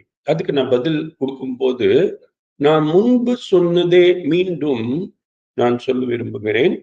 அதாவது நாம Swami Vivekananda is like a god. அவரை நாம் அப்படியே ஒவ்வொரு வார்த்தையும் படித்து படித்து நாம் அது பின்பற்ற போகிறோம் என்று சொன்னால் அது சரியான அணுகுமுறையாக இருக்காதுன்னா என்னுடைய கருத்து. ஆனால் அதே நேரத்துல சுவாமி விவேகானந்தருக்கும் மற்றவர்களுக்கும் சில வித்தியாசங்கள் இருக்கின்றன. என்ன வித்தியாசங்கள் இருக்கின்றன? நான் முன்னாடி சொன்னது போல அவர் நமது அந்த பன்மை மிக்க நமது இந்த பழமை மிக்க கலாச்சாரத்தையும் இன்றைய விஞ்ஞானத்தையும் அந்த இரண்டு சிந்தனைகளின் ஒரு இதுவாக ஒரு சங்கமமாக இருக்கிறார். ஸோ அதுல என்ன ஆகுது? அது நான் again I want to say this, how you use Swami Vivekanand writings is more important. நீங்கள் சும்மா அங்கிருந்து 2-3 சென்டென்சஸ் எடுத்து மனப்பாடம் பண்ணி அது அப்படி செய்கிறீர்களா, அல்லது அவருடைய எண்ணங்களுக்கு அவருடைய வார்த்தைகளுக்கு பின்புலத்தில் இருக்கிற பின்னாடி இருக்கிற எண்ணங்களை, உணர்வுகளை, கலாச்சாரத்தை நீங்கள் பிடிக்கிறீர்களா? உள்ளே இறங்கி நாம் உள்ளே இறங்க வேண்டும். அப்போ உள்ளே இறங்கும் போது என்ன ஆகுதுன்னா, இப்போ இன்றைய ஒரு தலைவர் இருக்கார் என்று வைத்துக் கொள்ளுங்கள். அந்த தலைவர்களுடைய ரைட்டிங்ஸ்ல நான் உள்ளே இறங்கும் போது எனக்கு அந்த அளவுக்கு ஒரு மெட்டீரியல் என்னுடைய ஆன்மாவையே அப்படியே சுற்ற வைக்கும் ஒரு மெட்டீரியல் எனக்கு கிடைக்கவில்லை என்று நான் நினைக்கும் போது, அதுவே நான் சுவாமி விவேகானந்தா அவர்களுடைய ரைட்டிங்ஸ்ல உள்ளே இறங்கி அதிலே நான் மூழ்கும் போது அதிலிருந்து எனக்கு பல இது கிடைக்கிறது, முத்துகள் கிடைக்கின்றன. அந்த முத்துகளை எடுத்து என்னுடைய மனதை என்னால் அலங்கரிக்க முடிகிறது. அப்படி நான் நினைத்தால் கண்டிப்பாக நான் சுவாமி விவேகானந்துக்கு தான் முதன்மை கொடுப்பேன். ஸோ அதனால you see it depends upon how you look at things. So இப்போ சுவாமி விவேகானந்தா நீங்கள் நான் சொல்வது போல அவருடைய புத்தகங்களை படிக்க வேண்டும். அதுல ஃபார் எக்ஸாம்பிள் இப்போ எப்படி இருக்கோம்னா, ஒரு சில விஷயங்கள் ஆன்மீக ஆத்மா, ஆன்மீகம் அப்படி தொடர்புடைய விஷயங்களாக இருக்கலாம். அந்த மாதிரி விஷயங்கள் இன்றைய உலகத்தில், அதுவும் குறிப்பாக உங்களுடைய தருணத்தில், வாழ்க்கையினுடைய உங்களுடைய தருணத்தில் உங்களுக்கு பொருத்தம் இல்லாததாக இருக்கலாம். ஃபார் எக்ஸாம்பிள், இப்போ அவருடைய ரைட்டிங்ஸ்ல பல நேரங்களில் அவர் என்ன செய்கிறார் என்றால், see what happened, you know, அவர் வாழ்ந்த போது இந்தியாவில கிறிஸ்தவத்தினுடைய தாக்கம் மிக அதிகமாக இருந்தது. அதனால அவருடைய ரைட்டிங்ஸ்ல நிறைய இடத்துல அவர் கிறிஸ்துவத்தையும் ஹிந்து மதத்தையும் அப்படியே ஒப்பிட்டு பார்த்து ஹிந்து மதத்தின் பெருமைகளை அவர் விளக்குகிறார். சோ அந்த மாதிரி உங்களுக்கு பொருத்தம் இல்லாமல் இன்றைக்கு இருக்கலாம். மேபி 10 years later, 15 வருடங்கள் கழித்து உங்களுக்கு அது பொருத்தமாக இருக்கலாம். So what you need to do is, அதிலே படிங்க. படிக்கும் போது திடீர்னு உங்களுடைய மனசுல படிக்கும் போது நான் உங்களுக்கு என்ன சொன்னேன், இது யூஸ்வலாவே ஒரு குட் ஹேபிட். நாம் என்ன செய்யணும், ஒரு பேராகிராஃப் படித்து அதனுடைய நம்ம கண் மூடிட்டு அதனுடைய மெயின் ஐடியாஸ் நம்மளுடைய மனதில் ரிவைஸ் செய்ய வேண்டும். இது சுவாமி விவேகானந்த மற்றும் இல்லாமல் ஈவன் ஒரு நியூஸ் பேப்பர் ஆர்டிக்கல் நீங்கள் படித்தீர்கள்னாலும் இந்த பிராக்டிஸ் நீங்கள் பயன்படுத்தி விடலாம். என்னை நிறைய ஸ்டூடெண்ட்ஸ் என்ன கேட்கிறார்கள், சார் நாங்கள் புக் எடுத்து படிக்க ஆரம்பிக்கிறோம், அப்போ மனம் எங்கேயோ போய்விடுகிறது. 1.5 மணி நேரம் கழித்து நான் என்னுடைய ஃப்ரெண்ட்ஸோட எங்கேயோ ஜாலியா போனது போல ஒரு கனவு காண்கிறேன் என்று நான் உணர்கிறேன். ஸோ ஒரே சென்டென்ஸ் அல்லது 2 சென்டென்சஸோட இந்த புக் அப்படியே நிற்குது அப்படி சொல்வார்கள். அதுக்கு காரணம் என்ன? You are not engaging with the book. Okay, you must engage with the book. How do you engage with the book? என்ன செய்ய வேண்டுமானால், சப்போஸ் இப்போ நீங்கள் ஒரு நியூஸ் பேப்பர்ல ஒரு ஆர்டிக்கல் படிக்கிறீர்கள், டைம்ஸ் ஆஃப் இந்தியால மிடில் ஆர்டிக்கல், அதுல ஒரு பேராகிராஃப் படிங்க. பேராகிராஃப் படித்துவிட்டு உங்க கண்களை மூடி அல்லது கண் மூடாமலேயே அதில் என்னென்ன அவரு மெயின் ஐடியாஸ் என்னன்னு கொடுத்திருக்கிறார் அது உங்க மனசுக்குள்ள சுற்று வைங்க. அதோடு அதில் உங்களுக்கு இதுவரை தெரியாத சில வார்த்தைகள் வருகின்றனவா, அந்த வார்த்தைகளை உங்க மனதிற்குள் நீங்கள் சுற்று வைங்க. தேவை இருந்தா ஒரு நோட் புக்ல அதெல்லாம் நீங்கள் நோட் செய்யலாம். So this is the way of reading books. Book reading should not be like a novel. நாம கையில எடுக்கிறோம் படித்து கொண்டே போனோம்னா that doesn't. You must engage with the book. அதே போல சுவாமி விவேகானந்தனுடைய புத்தகங்களையும் you must engage with them. அதுல எது உங்களுக்கு பிடிக்கிறதோ அதை நீங்கள் உங்களுடைய மனதிற்குள் பதிவு செய்யுங்க. அப்படி பதிவு செய்து உங்களுடைய மனம் மாற ஆரம்பித்துவிடும். ஸோ அது it's not that you see, இப்போ பிரசன்ட்ல நிறைய தலைவர்கள் இருக்கிறார்கள் என்று நாம் சொல்கிறோமே, இன்றைக்கு கூட நாம சரி இப்போ ஸ்ரீமத் பகவத்கீதா நாம படிக்க வேண்டாம் ஏனென்றால் அது ஒரு படை புத்தகம் அப்படி நம்ம சொல்கிறோமா? சொல்வதில்லை. ஏன் சொல்வதில்லை? ஏனென்றால் அதனுடைய கிரிப் இன்றைய புத்தகங்களுக்கு இல்லை. அதனாலே அன்றைய புத்தகமா இன்றைய புத்தகமா, அன்றைய தலைவரா இன்றைய தலைவரா என்பது முக்கியம் அல்ல. அந்த தலைவருக்கு எவ்வளவு கிரிப் இருக்கிறது, பிடி இருக்கிறது, அவருடைய எண்ணங்கள் எந்த அளவுக்கு அவருடைய அனுபவத்திலிருந்து அப்படியும் தட் இஸ் வடிகட்டி அனுபவத்தை வடிகட்டி எப்படி அவர் அந்த எண்ணங்களை அவர் உருவாக்கியிருக்கிறார் என்பதை நாம் பார்க்க வேண்டும். Okay, does that answer your question? Right, sir. I guess Ram Kumar is facing some network issues and he just logged out. But Okay. Definitely, sir, it did answer the question and we have got wonderful insight from your answer. And next we move on to Sri Lakshmi. Sri Lakshmi, you can go ahead with your question. Okay. Good evening, sir. Good evening, Sri Lakshmi. It's a great honor to interact with you today, sir. Sir நீங்க வந்து ஒற்றுமை பத்தி ரொம்ப அழகா சொன்னீங்க. அதோட விவேகானந்தர் கிட்ட இருந்து இந்த காலத்து இளைஞர்கள் என்ன கத்துக்கணும்னு சொன்னீங்க sir. As a ஸ்டூடெண்டா we have lot of confusion in choosing languages today sir. ஒரு சைடு ஹிந்தி எடுங்கிறாங்க, இன்னொரு சைடு தமிழ் எடுங்கிறாங்க. உங்களுக்கு நிறைய வாய்ப்புகளும் சூழ்நிலையும் அமைஞ்சிருக்கும் சார். நிறைய லாங்குவேஜஸ் பேசுறதுக்கான வாய்ப்புகள் உங்களுக்கு அமைஞ்சிருக்கு. ஆஸ் a ஸ்டூடெண்டா நாங்க எந்த லாங்குவேஜ் சூஸ் பண்ணா பெட்டரா இருக்கும்னு எப்படி சார் ஒரு ஸ்ட்ராட்டஜிக்கலா ஒர்க் அவுட் பண்றது? ஓகே, சி இப்போ சமீபத்தில் ஒரு சர்ச்சை அதை பற்றி தான் நீங்கள் சொல்கிறீர்கள் நினைக்கிறேன். தட் இஸ் மத்திய அரசாங்கம் அனைவரும் ஹிந்தி கற்றுக்கொண்டால் நன்றாக இருக்கும் என்று சொல்லியிருக்கிறார்கள். தமிழக அரசாங்கம் ஹிந்தி திணிப்பு இருக்கக்கூடாது என்று சொல்லியிருக்கிறார்கள். ஸோ ரெண்டுமே ரொம்ப ரொம்ப லாஜிக்கல். நீங்கள் பார்த்தீர்களானால் இப்போ தமிழ்நாட்டு அரசாங்கம் திணிக்க கூடாது என்றுதானே சொல்லியிருக்கிறார்கள், நீங்கள் கற்றுக்கொள்ளக்கூடாது என்று அவர்கள் சொல்லவில்லை. அதோடு இதுவரைக்கு எங்கேயோ யாராவது சப்போஸ் இங்க வடநாட்டுக்கு போகிறார், அவருக்கு ஹிந்தி அறிவு தேவைப்படுகிறது அப்படிங்கிற போது அவர் எங்கேயாவது போய் கற்றுக்கொள்ளும் போது அரசாங்கம் சார்பிலே 2-3 சப் இன்ஸ்பெக்டர்ஸ் போய் அவரை இழுத்து நீ எப்படி ஹிந்தி கற்றுக்கொள்ள முடியும் அப்படிங்கிற மாதிரி கேசஸ் எதுவுமே இல்லை.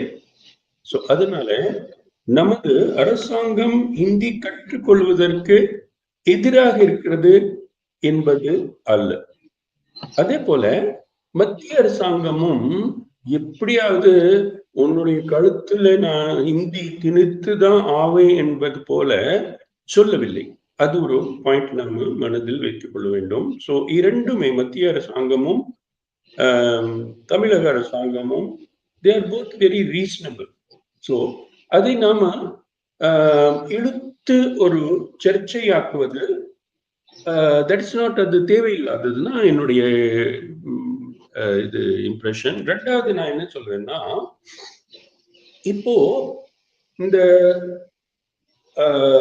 இதே இதுல இப்போ திணிப்பு கூடாது என்பதுல மாண்புமிகு அண்ணாமலை அவர்கள் பிஜேபியினுடைய தலைவர், மாநில தலைவர், அவரே மிக தெளிவாக நாங்கள் பிஜேபி சார்பில் நாங்கள் ஹிந்தி திணிப்பு என்றைக்குமே அனுமதிக்க மாட்டோம் என்று சொல்லியிருக்கிறார்.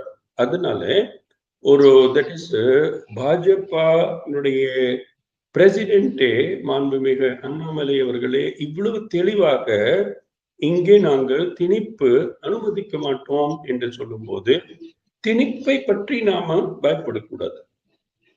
நவ் இதுல ஒரு கேள்வி என்ன வருகிறது என்றால், இப்போ அதே போல சப்போசிங் நமக்கு ஹிந்தி தேவைப்படுகிறது என்றால் யாரும் உங்களை தடுக்க போவதில்லை. ஏன்னா கவர்மெண்ட் ஆஃப் தமிழ்நாடுல யாராவது ஹிந்தி கற்றுக்கொண்டால் அவர் மீது ஒரு குற்ற நடவடிக்கை எடுக்கப்படும் என்று போல எனக்கு ஒன்றும் அப்படி இருப்பதாக தெரியவில்லை. அவர்கள் என்ன சொல்கிறார்கள், தட் இஸ் ஆங்கிலம் இருக்கும் போது நாம் ஏன் நமது மூளையை இன்னொரு மொழிக்காக நாம் வேஸ்ட் செய்ய வேண்டும், செலவழிக்க வேண்டும் என்று தமிழக அரசாங்கத்தினுடைய ஒரு வாதம். ஸோ நானும் என்ன ஃபீல் பண்றேன்னா, இப்போ இருக்கிற சிச்சுவேஷன்ல எப்படியாவது இங்கே ஹிந்தியை பரப்ப வேண்டும் என்பது ஒரு சரியான அணுகுமுறையாக இருக்காது என்பது என்னுடைய அபிப்பிராயம். காரணம் என்னன்னா, இப்ப நீங்கள் பார்த்தீர்களானால் நாளுக்கு நாள் புது ஆப்ஸ் வந்து கொண்டிருக்கிறது. அந்த ஆப்ஸ் வைத்து அந்த ஆப் வைத்து நாம வெவ்வேறு மொழிகளில் கம்யூனிகேட் பண்ண முடியும். ஸோ ஏற்கனவே அந்த மாதிரி ஆப்ஸ் நிறைய இப்போ வந்து விட்டன. இன்னும் 5 வருடங்களில் 6 வருடங்களில் ஒவ்வொரு மொபைல் போன்லயும் அந்த மாதிரி ஆப்ஸ் இருக்கும். ஸோ அப்படி இருக்கும்போது சப்போசிங் ஒருவருக்கு நாட் ஓன்லி ஹிந்தி, சப்போசிங் அவருக்கு மராட்டி மட்டும் தெரியும், பெங்காலி மட்டும் தெரியும், கன்னடா மட்டும் தெரியும், அப்படி ஒருவர் வந்தாருன்னா, சப்போசிங் அவர் ஒரு பிசினஸ் பர்பஸ்க்காக நம்மிடம் வருகிறார், அப்போ அவரிடம் நாம் வந்து ஆப் மூலமா கூட கம்யூனிகேட் செய்யலாமே. அதுக்காக நாம அதுல நாட்டில் இருக்கிற 18 மொழிகளையும் நாம கற்றுக்கொள்ள வேண்டும் என்பது இப்போதைக்கு அந்த நிலை இல்லை. 50 வருடங்களுக்கு முன்பு இங்கே ஒரு என்டி ஹிந்தி எஜுகேஷன் வந்த போது இருந்த அந்த சூழ்நிலைக்கும் இன்றைக்கு இருக்கிற சூழ்நிலைக்கும் ஏகப்பட்ட வித்தியாசங்கள் இருக்கின்றன. இது குறித்து நான் ஒரு சின்ன ஒரு அப்சர்வேஷன் சொல்கிறேன். இப்போ 2-3 நாட்களுக்கு முன்பு இந்த புதிய தலைமுறை டிவியில அவர்கள் ஒரு நேர்பட பேசு அப்படி ஒரு ப்ரோக்ராம் வைத்திருக்கிறார்கள். அந்த ப்ரோக்ராம்ல பரத் என்பவர் ஒருவர் சொன்னது எனக்கு நியாயமாக இருப்பது போல பட்டது. அவர் என்ன சொன்னார்னா, இப்போ 2 சைடுமே மத்திய அரசாங்கமும் தமிழ்நாட்டு அரசாங்கமும் ஒரு அரசியல் ஸ்டாண்டு பல ஆண்டுகளாகவே வைத்திருப்பதை அதை மாற்றியமைப்பது அவர்களுக்கே கொஞ்சம் கஷ்டமாக இருக்கும். அதனால நாம் இதை ரொம்ப சீரியஸாக எடுத்து என்னமோ மத்திய அரசாங்கத்துக்கும் ஸ்டேட் அரசாங்கத்துக்கும் ஒரு போர் நடப்பது போல நாம் நினைக்க வேண்டாம். So far as Hindi is concerned, உங்களுக்கு ஹிந்தி தேவைப்பட்டது என்றால் நீங்க கற்றுக்கொள்ளுங்கள், யாரும் அது தடுக்க போவதில்லை. ஆங்கிலம் வைத்து நாம் வாழ்க்கையில முன்னேறுகிறோம். ஸோ என்னை கேட்டால் லோக்கல் லாங்குவேஜ் பிளஸ் இங்கிலீஷ், இந்த 2 இருந்தால் ஒரு இளைஞருக்கு அவருடைய வாழ்க்கை முன்னேற்றத்துக்கு நன்றாக இருக்கும் என்று நான். பட் மொழிகளை கற்றுக்கொள்வது ஒரு குட் திங் தான். நான் சன்ஸ்கிருதம் எனக்கு தெரியும், எனக்கு பஞ்சாபி என்னுடைய தாய்மொழி, உருது எனக்கு தெரியும், ஒரு காலத்துல நான் பெங்காலி கூட கற்றுக்கொண்டேன். ஸோ நீங்க எந்த அளவுக்கு மொழிகளை கற்றுக்கொள்கிறீர்களோ அந்த அளவுக்கு உங்களுக்கு மொழிகளின் மீது ஒரு அன்பு உருவாகும். ஸோ அதோடு உங்களுடைய சிந்தனை கூட வளரும் என்று என்னுடைய அபிப்பிராயம், என்னுடைய கருத்து. ஸோ நான் இப்போ ஒரு இது கன்க்ளூஷன்ல என்ன சொல்வேன்னா, ஃபர்ஸ்ட் திங், ஹிந்தி திணிப்பு என்பது இல்லை என்பது மத்திய அரசாங்கம் தெளிவாக சொல்லிவிட்டது. ஹிந்தி திணிப்பு அனுமதிக்க மாட்டோம் என்பது மத்திய அரசாங்கத்திலே இருக்கிற பாஜகவினுடைய தமிழ்நாடு யூனிட் மிக தெளிவாக சொல்லிவிட்டது. தமிழ்நாடு அரசாங்கம் ஹிந்தி திணிப்பு நாங்கள் அனுமதிக்க மாட்டோம், அதே நேரத்தில் யாராவது கற்றுக்கொள்வதாக இருந்தால் அதையும் நாங்கள் நிறுத்த மாட்டோம், தடை செய்ய மாட்டோம் என்றும் அவர் சொல்கிறார்கள். ஸோ அதனால இதுல பெரியதாக எந்த ஒரு பிரச்சனையும் இல்லை. பட் நான் இன்னொரு என்ன சொல்கிறேன், கடைசியாக என்ன சொல்வேன்னா, சப்போஸிங் யாராவது தமிழ்நாட்டிலிருந்து வட இந்தியாவுக்கு போகிறார், அதனாலே அவருக்கு ஹிந்தினாலே பிரச்சனை வருகிறது என்றால் நான் இங்க ஒரு போன் நம்பர் கொடுக்கிறேன், அந்த போன் நம்பர்ல அவர்கள் தொடர்பு கொள்ளட்டும், நாங்கள் அவருக்கு ஹிந்தி சொல்லி கொடுப்போம். அதே போல வட இந்தியாவிலிருந்து வந்திருப்பவர் இங்கே தமிழ்நாட்டுல தமிழ் தெரியாததுனால கஷ்டப்படுகிறார், அவருக்கு சில கஷ்டங்கள், சில தடைகள் வருகின்றன என்று இருந்தால் அவர் எங்களை கான்டாக்ட் பண்ணட்டும், நாங்கள் அவருக்கு தமிழ் சொல்லி கொடுப்போம். நான் இன்ஃபேக்ட் சில IPS ஆபீசர்ஸ்க்கு தமிழ் சொல்லி கொடுத்தேன். அதே போல இன்று கூட வட இந்தியாவிலிருந்து வந்திருக்கிற சில ஆபீசர்ஸ் என்னை தொடர்பு கொண்டு சில இலக்கண விஷயங்களை கேட்கிறார்கள், அவற்றை நான் அவர்களுக்கு சொல்லி வருகிறேன். ஸோ ஒரு தனி மனிதனாக எனக்கு இந்த மொழிகள் மீது இருக்கிற இந்த பற்று காரணத்தினால் நான் மக்களுக்கு உதவி செய்ய தயாராக இருக்கிறேன் என்று சொல்கிறேன். Thank you sir. மொழி பற்றி ஒரு நல்ல புரிதல் கிடைச்சிச்சு சார். Definitely sir. எஸ்பெஷலி இது வந்து ஒரு நாலேஜ் கெய்னிங். நிறைய லாங்குவேஜ் கத்துக்க நமக்கு வந்து we will be able to connect with people out there and we'll be able to understand what is going on. And not only Prashanti, I would say one more thing also, இது knowledge மட்டும் இல்லை. Knowledge நீங்க எதுவே வேண்டுமானாலும் நீங்கள் எடுத்துக்கொள்ளலாம். But அந்த மொழியினுடைய அழகை நீங்கள் உணர்வதற்கு உங்களுக்கு ஒரு வாய்ப்பு கிடைக்கிறது. ஃபார் எக்ஸாம்பிள், இப்போ நான் தமிழ் கற்றுக்கொண்டேன், அதனால் என்னாலே கம்பராமாயணம் படிக்க முடிந்தது. ஸோ கம்பராமாயணத்தை நான் படிக்காமல் இருந்திருந்தால் என்னுடைய வாழ்க்கையிலே ஒரு மிகப்பெரிய குறைபாடு இருந்திருக்கும் என்று நான் இன்று உணர்கிறேன். ஸோ மொழி என்பது, ஃபார் எக்ஸாம்பிள், இப்போ உருது மொழி பார்த்தீர்களானால் உருதுல shers are there, couplets. So அந்த கப்லெட்ஸ் ரொம்ப ரொம்ப சுவாரஸ்யமாக இருக்கும், அழகாக இருக்கும். ஸோ ஒவ்வொரு மொழிக்கும் ஒரு அழகு இருக்குது. அந்த அழகை நாம் அனுபவித்தோமானால் நமது மனம் வளரும், நமது ஆன்மா வளரும். அதுதான் என்னுடைய கருத்து. Right, sir. Right. இந்தியாவோட அழகே it is diverse and it's about celebrating the diversity. ரொம்ப ரொம்ப ரொம்ப ரொம்ப நன்றாக சொன்னீர்கள். இந்தியாவுடைய அழகே அதனுடைய diversity, multiple languages. So this is the great quality of our country. We should value it. Yeah. Definitely, sir. Thank you, Sri Lakshmi. Thank you, sir. And next we have Karthika. Karthika, you can go ahead with your question. Yes, ma'am. Good evening, sir. Good evening, Thank you for Karthika. this opportunity, sir. Yeah.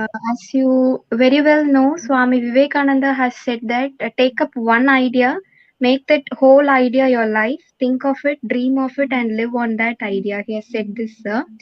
But personally, I have so many oscillations on fixing my very perfect goal.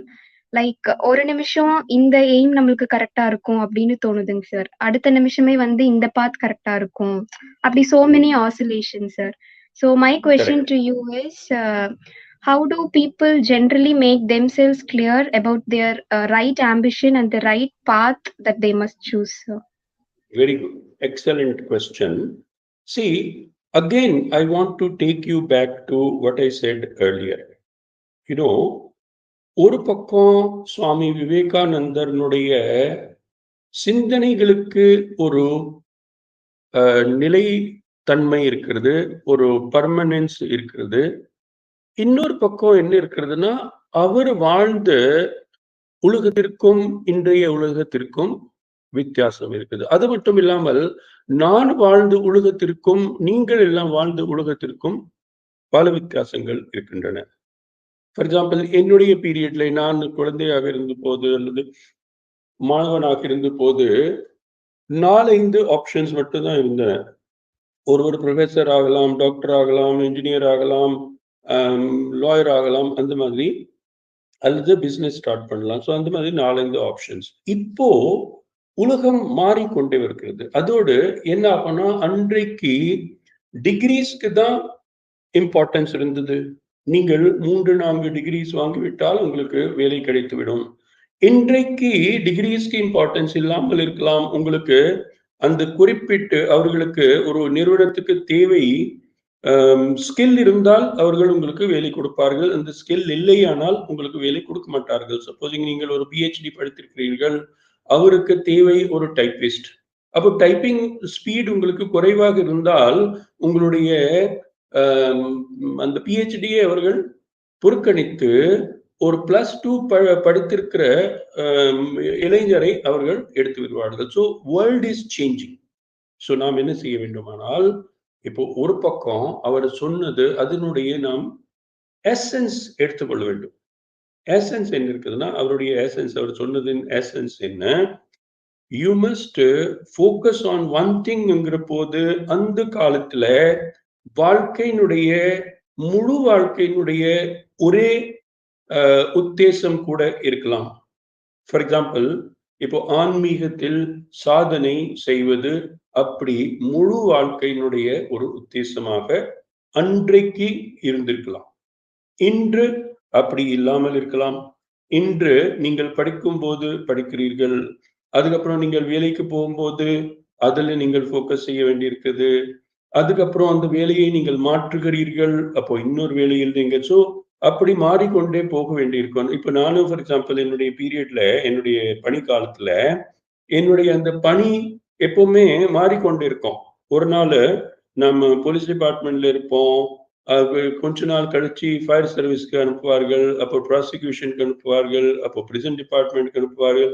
அது எங்களையும் விட IAS ஆஃபீஸர்ஸ்க்கு இன்னும் அதிகமாக இருக்கும். So அந்த மாதிரி இப்போ வாழ்க்கையினுடைய அந்த தன்மை மாறிவிட்டது. ஸோ வாழ்க்கை தன்மை மாறிவிட்டது என்றாலும் அவர் சொன்னதன் அந்த எசன்ஸ் மாறவில்லை. சொன்னதன் எசன்ஸ் இல்லை.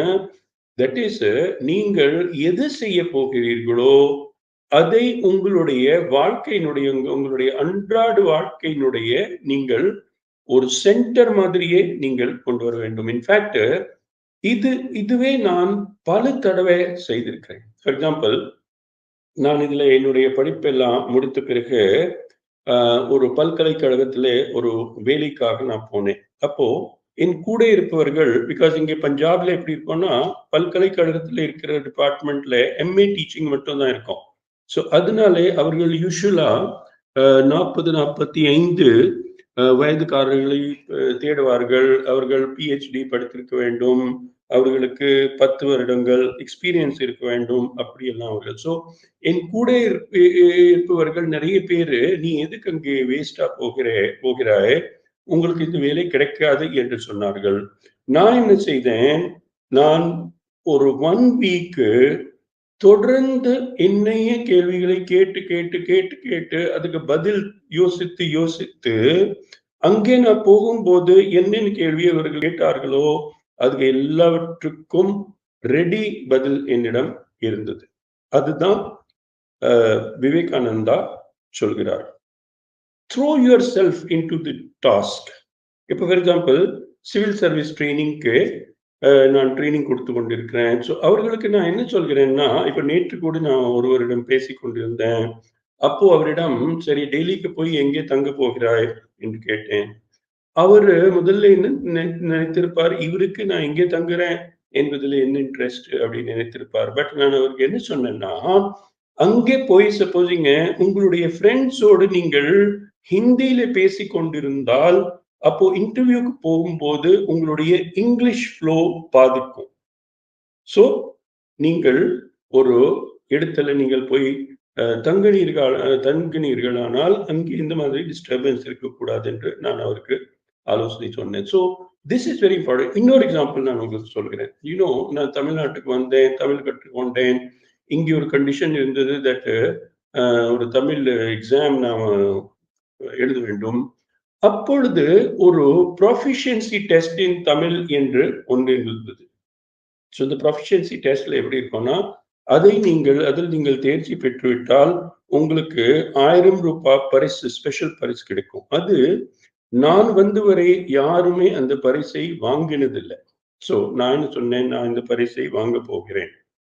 அந்த எக்ஸாம்க்கு நான் இந்த இது பண்ணேன். அப்போ நான் விழுப்புரத்துல ASP-ஆக இருந்தேன். வந்து ஒரு 3 வருடங்கள் தான் ஆகிருக்கும் தமிழ்நாட்டுக்கு வந்து. ஸோ நான் என்ன பண்ணேன்னா, அப்பொழுது அந்த எக்ஸாமுக்கு நான் இது பண்ணிட்டேன், பேப்பர் இது அனுப்பிவிட்டேன், ஃபார்ம் அனுப்பிவிட்டேன். ஃபார்ம் அனுப்பிவிட்ட பிறகு நான் என்ன பார்த்தேன், அதிலே 4-5 கட்டுரைகள் எழுத வேண்டும், பிளஸ் அதனுடைய ஸ்டாண்டர்டு +2 ஸ்டாண்டர்டா இருந்தது. ஸோ எனக்கு என்னன்னா, +2 ஸ்டாண்டர்டு நமக்கு கஷ்டமாக இருக்குமோ அப்படி அந்த ஃபீலிங் வரும்போது நான் என்ன பண்ணேன், ஒரு நியர்லி 1 வீக் முழுக்க அந்த தமிழ்லேயே நான் கட்டுரைகள் என் மனதில் எழுதி கொண்டே இருந்தேன். ஸோ ஃபார் எக்ஸாம்பிள், இப்போ நான் உங்களோட உட்கார்ந்து கொண்டிருந்தேன்னா நான் என்ன பண்ணுவேன், உங்களுடைய இந்த ட்ரெஸ் பார்த்து விட்டு உங்களுடைய ட்ரெஸ் அப்படியே விவரிப்பது போல, டிஸ்கிரைப் பண்றது போல 4-5 வாக்கியங்கள். அப்போ சுத்தியுள்ள இந்த செடிகளை பற்றி வாக்கியங்கள். ஸோ பாயிண்ட் என்னன்னா, ஒரு குறிப்பிட்ட நேரத்துல நாம் இப்போ ஃபார் எக்ஸாம்பிள் எக்ஸாம், அது நான் யூஸ்வலாகவே என்ன சொல்வேன்னா, time is not it doesn't have the same value always. The value of time changes. For example, இப்போ நீங்களே ஒரு பரீட்சைக்காக போகிறீர்கள் என்றால் அந்த time that is very important. So for example, இப்போ ஃபார் எக்ஸாம்பிள் ஒருவர் பாலைவனத்துல அவர் தண்ணீருக்காக அப்படியே துடிக்கிறாரு, தண்ணீர் அவருக்கு 5 நிமிடங்களுக்குள் கிடைக்கவில்லை, ஆனால் அவர் சாக போகிறார் என்றால் அப்பொழுது அந்த 5 நிமிடங்களின் வேல்யூ என்ன இருக்குது, அவருடைய உயிர்.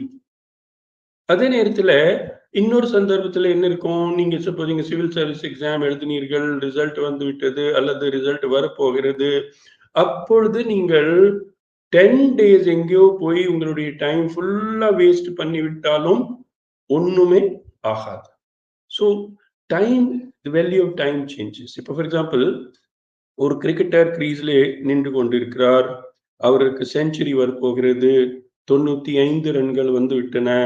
அந்த 5 ரன்கள் எடுப்பதற்கு that time becomes very very important for him. So this is what Swami Vivekananda is saying, that throw yourself into that work, forget about everything else.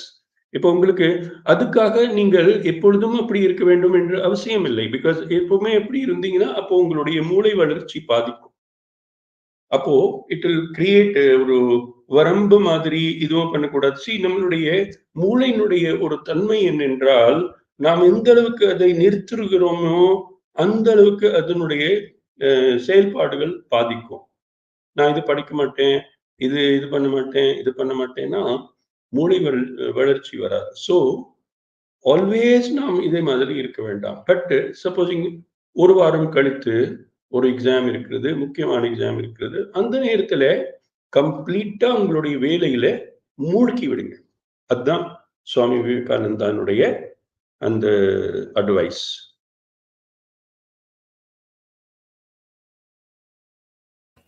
Is it okay?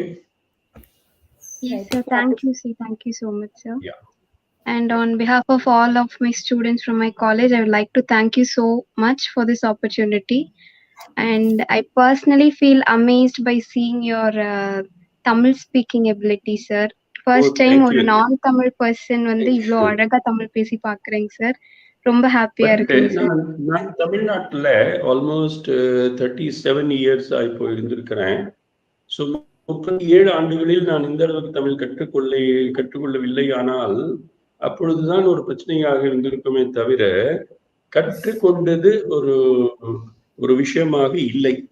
அப்படிதான் நான் சொல்லுவேன். But all the same, I thank you for your compliment. Sir, yes, sir. Thank you, sir. Thank you so much. Thank you very much. Thank you, Karthika. That was so sweet. Thank you so much, sir. Sir, we just have a request from one of our audience. They are asking you to suggest few books for the youngsters to read. If you can suggest few books for us.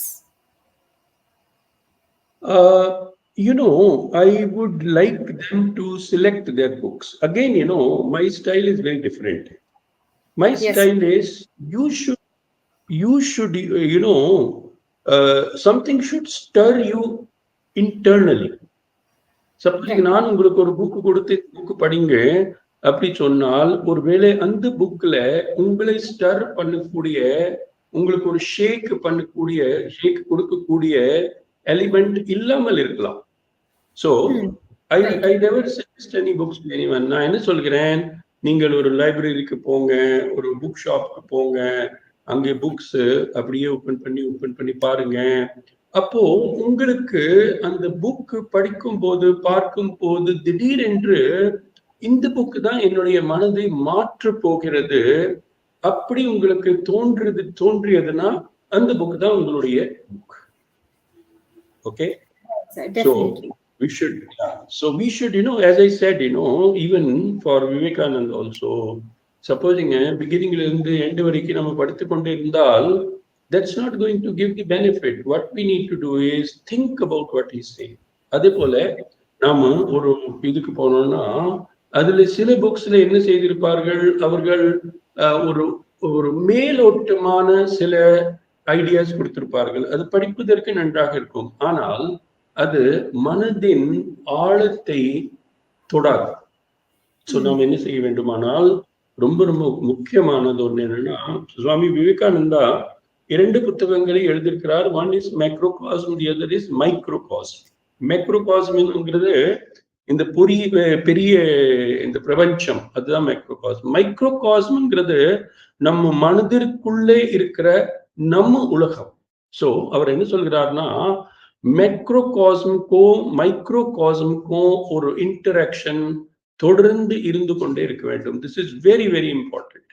So நாம அந்த interaction நமக்கு மைக்ரோகாஸ்முக்கும் மேக்ரோகாஸ்முக்கும் interaction இருக்க வேண்டும் என்று நாம் நினைத்தோமானால் நாம் meditation செய்ய வேண்டும். That's very important. ஸோ அந்த meditation, see, there is a difference between this animals and human beings. என்ன டிஃபரன்ஸ்னா, அனிமல்ஸுக்கு மனிதருக்கு உள்ளமும் புறமும் அப்படி இருக்குது. சோ அந்த புறத்திலே இருப்பதை நாம் உள்ளுக்குள்ளே நாம் அதனுடைய ஒரு வரைபடம் தயார் செய்து, வெளியில இருக்கிற உலகத்தை நாம் உள்ளே இருக்கிற உலகத்தை வைத்து நாம் அதில் ஆக்ட் செய்கிறோம். ஸோ ஃபார் எக்ஸாம்பிள், இப்போ லெட் அஸ் சே தட் இப்போ I want to go and address a group of students. நான் என்ன பண்ணுவேன், அந்த குரூப் ஆஃப் ஸ்டூடெண்ட்ஸ் எப்போ எனக்கு முன்பு தோன்றுகிறார்களோ அப்போதான் தோன்றுவார்கள். பட் இங்கே உட்கார்ந்துட்டு என்னுடைய ரூம்ல உட்கார்ந்து கொண்டு நான் என்ன பண்ணுவேன், என்னுடைய மனதிற்குள் அந்த கிளாஸ் நான் உருவாக்கி விட்டு அந்த கிளாஸ்க்கு ஒரு பாடம் இங்கே நடத்தி விடுவேன். அதுதான் உள்ளுலகம் அல்லது தட் இஸ் நம்மளுடைய internal mind. So internal external, that's very அதுக்கு இருக்கிற அதுதான் நீங்க என்ன செய்ய வேண்டுமானால், இப்போ நீங்கள் ஒரு புத்தகத்தை நீங்கள் போய் பார்க்கும்போது, does it stir your inner mind? Okay, does it stir your inner world? So many of us are not even aware that there is an inner world. We are not bothered that there is an inner world.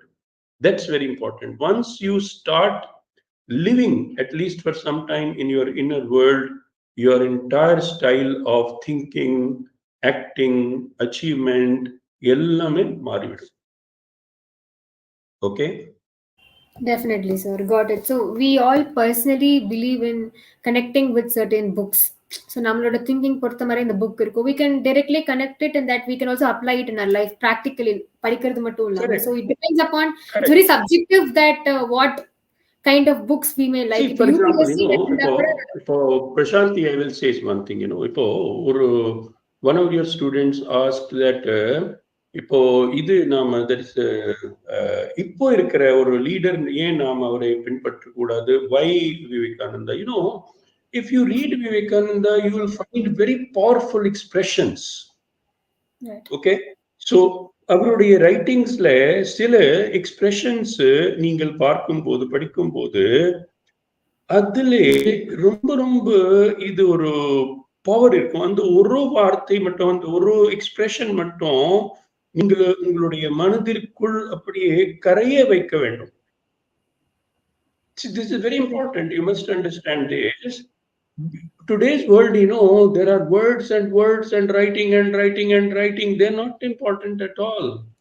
One expression that may be very important. For example, in one of his writings, he says, lastly, we find that all these various systems in the end converge to the one point, that perfect union. We always begin as dualists. God is a separate being and I am a separate being. Love comes between and man begins to approach God, and God, as it were, begins to approach man. Man takes up all the various relationships of life as father, mother, friend, or lover. And the last point is reached when he becomes one with the object of worship. I am you and you are I. And worshipping you, I worship myself. And in worshipping myself, I worship you. இப்போ இந்த passage நீங்கள் பார்த்தீர்கள் ஆனால் அன்றைய சந்தர்ப்பத்தில் இது ஒரு பக்தி மார்க்கத்துக்கான பேசேஜாக நாம் பார்ப்போம். ஆனால் இன்றைய சந்தர்ப்பத்தில் இதையே நம்ம மாற்றியமைத்து என்ன செய்யலாம்னா, காலையிலே தினமும் நாம் கொளுத்து விட்டு நம்ம வீட்டுல இருக்கிற கோயில்ல போய் கொஞ்ச நேரம் உட்கார்ந்து அங்கே இருக்கிற கடவுளோடு நாம கனெக்ட் பண்ணலாம். அவருடைய சக்தியை நாம பெற்று விடலாம். So இப்போ what he is saying is not exactly what I am saying, but அவர் செய்ததை வைத்து நான் எனக்கு ஒரு டெக்னிக் உண்டாக்கி விட்டேன். That is because he was a great genius.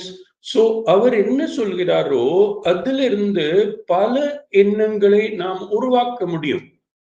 So அவர் சொன்னது அப்படியே நம்ம இப்போ ஃபார் எக்ஸாம்பிள் இன்றைய தலைவர் அன்றைய தலைவர் நம்ம பேசுகிறோமே, இப்போ இன்றைய தலைவர்களுடைய ரைட்டிங்ல மேபி நாம அப்படியே அவர் சொன்னது அப்படியே நாம ஏற்க வேண்டி வரலாம். பட் சுவாமி விவேகானந்த பொறுத்தவரையில as I said, அவரு சிந்தனையை தூண்டுகிறார். அவர் உங்களுக்கு புதிதாக ஏதாவது கொடுக்கிறார். சோ அந்த ரைட்டிங்லே இல்லாததை உங்களுடைய மனதிற்குள், அந்த ரைட்டிங்லே இல்லாதது உங்களுடைய மனதில் அவருடைய ரைட்டிங் ஒரு சீடு மாதிரி, ஒரு விதை மாதிரி முளைத்து புதிதாக ஒன்று உருவாக்குகிறது. Is it clear that I am saying? Got it. See, It's about how we interpret, right, sir? Not only interpret, interpretation is different. See what happens, no? இப்போ what happens is, நாம ஒரு சீடு போடுகிறோம், இதுல சாயில்ல விதை போடுகிறோம். அந்த விதை அப்படி ஒரு மரமாக வளர்கிறது. ஓகே, so இப்போ there may be an expression in Swami Vivekananda's writing which you can take as a seed.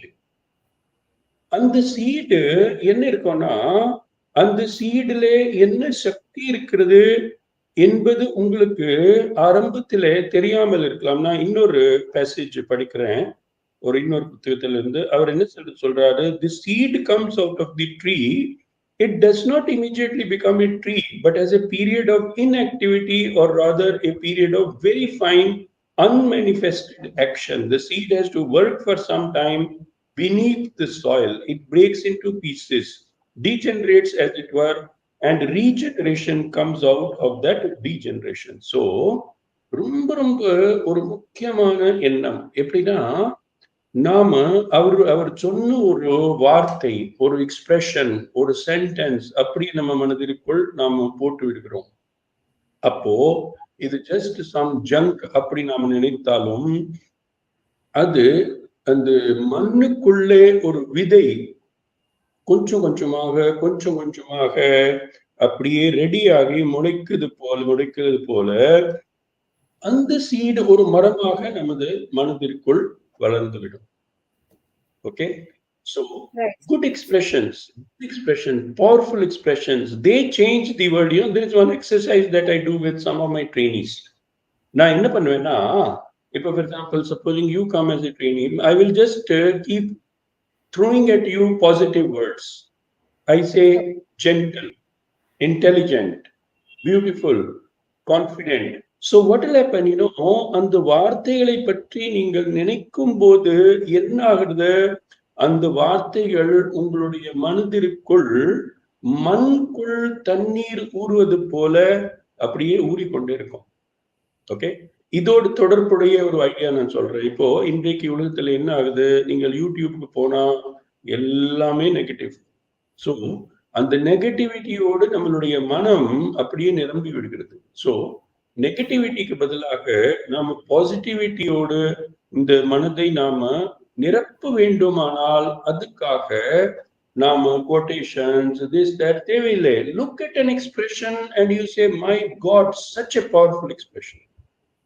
Then write it somewhere, keep looking at that expression. You will find that that expression will become like a bomb. It will explode. It will change your personality. You understand? Right, sir. Definitely. Yeah.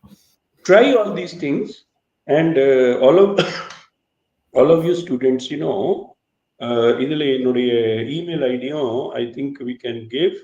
So yes, even my phone number can be given. Supposing நீங்கள் ஏதாவது நான் சொன்னது நீங்கள் try பண்ணி அதுல உங்களுக்கு ஏதாவது confusions வந்ததுனாலும் அல்லது ஒரு பெனிஃபிட் கிடைத்ததுனாலும் நீங்கள் என்னை தொடர்பு கொள்ளலாம். So I will also be happy to know that my ideas have had a good effect on you. Okay? Definitely, sir.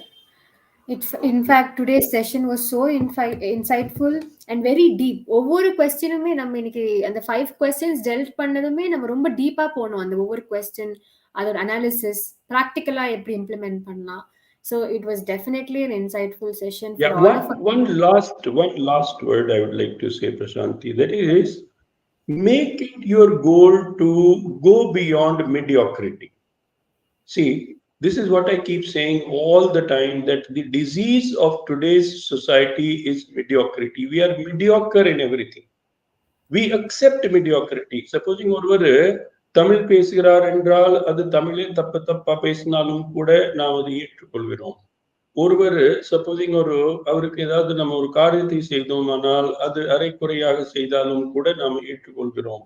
So we should create a culture where everybody tries. இப்போ நீங்கள் இது சொன்னீர்களே, that is சுவாமி விவேகானந்த ஒரு இதில் நம்ம மூழ்கி விட வேண்டும், we should always keep dreaming about it அப்படி சொன்னீர்களே, that is how you go beyond mediocrity. Okay, we should not accept mediocrity. Whatever you do, supposing ஒரு லெட்டர் எழுத போகிறீர்கள், ஒரு வாட்ஸ்அப் மெசேஜ் யாருக்காவது கொடுக்க போகிறீர்கள்னா, write your best WhatsApp message. That will become your habit. Okay, don't think after all ஒரு message தானே நம்ம சும்மா 3-4 வார்த்தைகள் எழுதி நம்ம அனுப்பி விடலாமே. That then becomes a habit. It becomes a habit with you to be mediocre. Give up that habit. Okay. Amazing, sir. I guess this is very, very deep. It's always good to give our best shot every time, and Correct. that's how we develop it as a habit. And Correct. it helps us in every sphere, be it personal, Yes. be it our career. Everywhere we'll Yes. be the best. Everywhere. Yes. Right, Yes. sir. Very correct. Definitely, I was so glad. All of us are so glad to talk to you today, and we were able to connect to our life because we are at a very crucial stage in our life. 18, Correct. 19, 20, advancing in our careers. I guess this is the right time for us to even interact with you, sir, with your experience. Sure. Definitely. Thank you so much for joining in, sir. And My we also pleasure. wish to have My pleasure. we wish to have many sessions with you because we are running out of questions. We're running out of time, in fact. We have a lot of questions, but we're running out of time. So, yes, sir. Thank you so much for joining us. We're so glad to have you today. Most welcome. Yes, so we will be meeting you all audience again next Sunday with another guest. And until then, thank you so much. Okay. Jairam. Thank you very much.